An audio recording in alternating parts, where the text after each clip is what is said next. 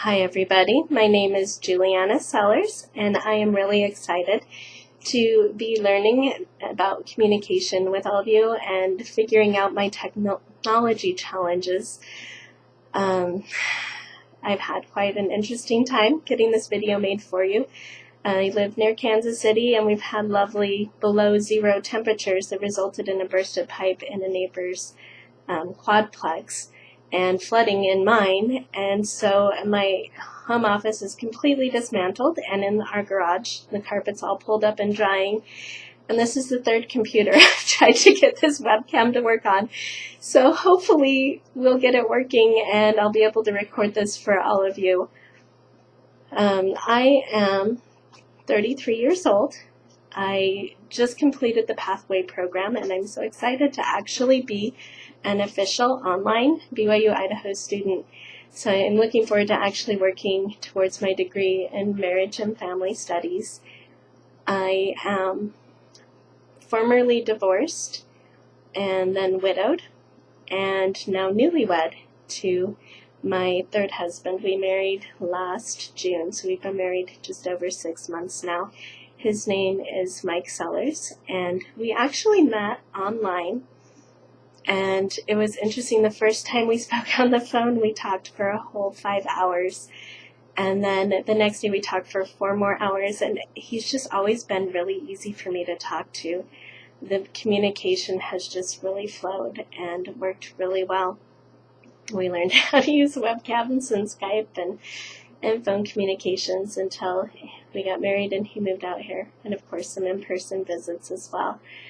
One of the challenges that we have with our communication is that we've had completely different life experiences, and so different words have different meanings to each of us, and in particular he experienced some emotional and verbal abuse in his former marriages, and so certain words have extremely negative connotations to him, and they have absolutely no negative meaning to me, and so I've had to really learn how to express myself clearly and how to recognize when he's having an issue with a specific word because of the meaning he has attached to it. So that has been really interesting to recognize that just because a word means something to me doesn't mean that it means that to him or to other people. So it's really expanded the way I communicate.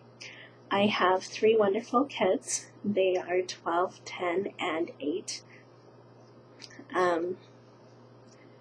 My 12-year-old will be 13 next month. She still thinks I know everything, and she thinks talking to mom is cool. So hopefully that will continue into the teenage years. We shall see. My 10-year-old has ADHD, but he's an extremely sweet, respectful, responsible boy. As long as I get his attention, we do fairly well with the communication. But the biggest challenge is my 8-year-old daughter, and she was diagnosed with autism just about 6 years ago this month, and she went from extremely severe autism to the point they thought she might always be nonverbal to communicating in full sentences, and she is doing amazing. She's very literal in her word choices, and I've also discovered that I have to get her attention. So when her eyes are wandering all over the place and she's so scattered, I don't know if she's hearing me or not. I've started playing this game. I'll say, "Allison, where's mommy?" And she'll find my eyes. And when she finds my eyes, I say, "Hi!" And she says hi back and laughs. And then once we have that link established, then I know she can focus on me and hear what I'm saying.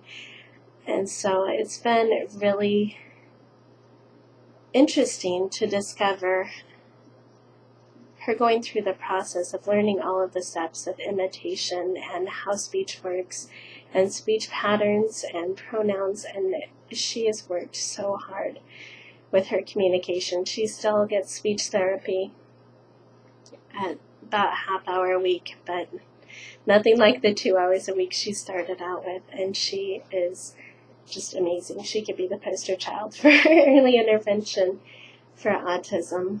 I am just excited that I finished the Pathway program in December, and I am now an official online BYU Idaho student. I am so excited about actually being able to take classes to work towards my bachelor's degree in marriage and family studies.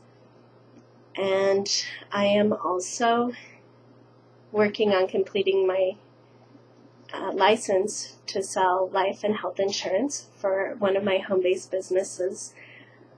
I am also working on training to become an energy coach. I am working as a substitute teacher, and I juggle my family, and it all comes together. I love learning, and I always have something that I'm working on. I come from a large family. I have 9 brothers and sisters, 5 sisters and 4 brothers. I have fairly close relationships with all of them, particularly my mom and my closest sister, Darla. And I talk to them regularly. And my mom puts out a blab once a month, which is basically just an update we each send about what's going on with our lives. And she compiles it and sends it to all of us so that we can keep in touch with each other and what's going on in each other's lives. And that's really very helpful. I also have one of my closest friends. Her name is Ragest, and she's also a divorced widow who's in her early 30s. We met at a singles conference about a year and a half ago.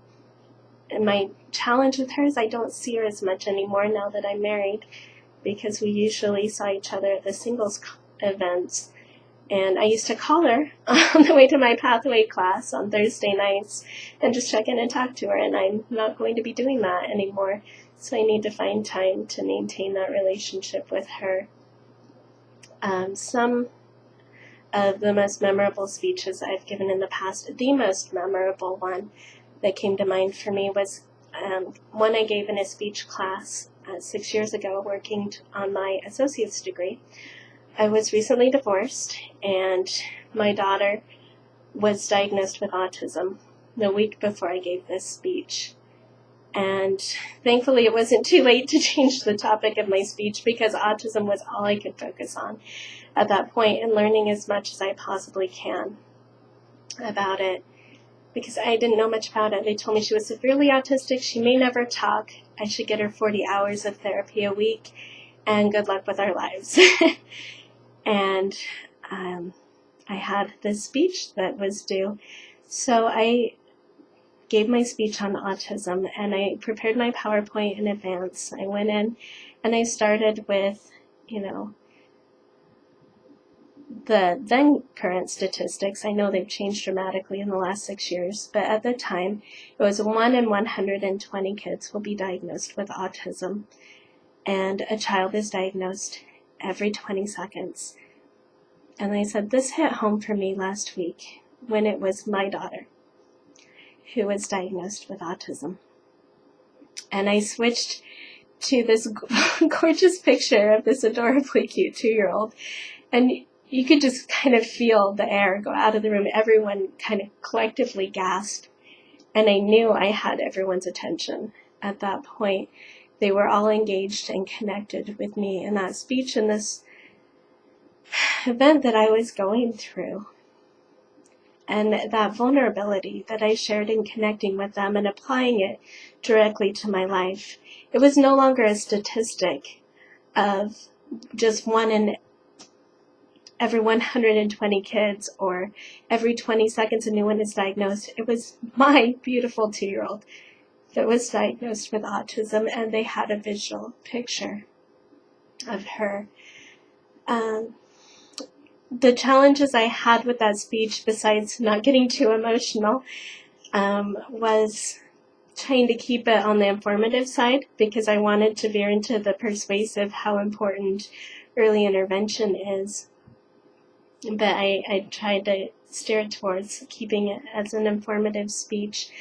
And then I remember at one point I touched the screen accidentally and it advanced to the next slide too fast. So I just tapped it back and it went on with my speech.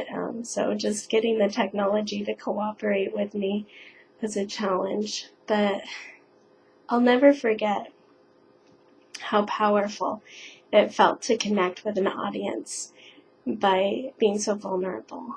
That was definitely one of the most memorable speeches I've ever given. I was just recently released as a Relief Society teacher. I taught for the last 5 years, and I love teaching Relief Society. I'm going to enjoy teaching my 4-year-olds. They're a really cute class, but I'm going to miss my Relief Society. And I loved, not necessarily just the standing up in front of them, but I loved teaching by the Spirit, standing up in front of them and letting the Spirit flow through me to teach the people in my class and engaging them in discussions. And I had a very interactive class, and we would get into some really deep discussions. Some things that I could have probably improved on was I read from the manual quite a bit. I could have let other people read or started more conversation, but I always try to incorporate the questions and bring in, why do you think this, and bring in some discussion so that everyone was learning and being edified. And finally, the last one that came to mind was about a year ago.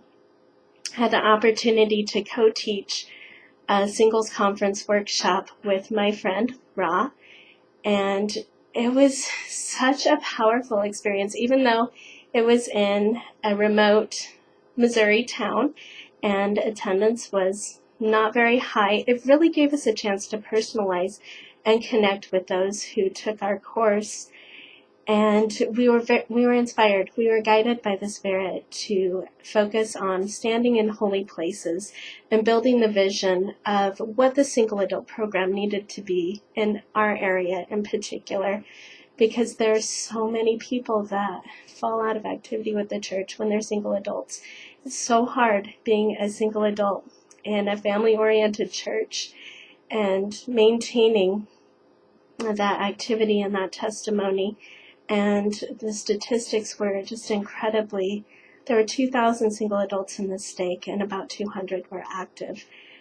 And so just building that vision for them of, we have a holy place here. As we stand in holy places and as we draw people in, we can strengthen the stakes of Zion. And we live just southeast of Independence, Missouri. And it just was really awesome to have the Spirit that powerful.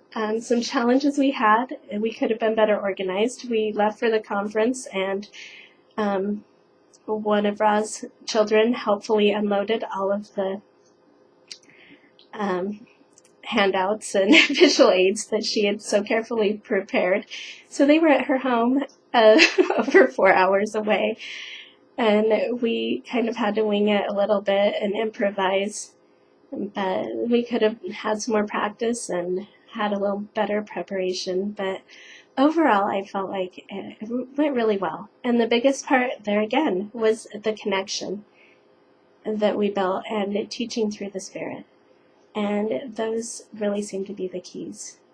So I hope that you all enjoyed getting to know me.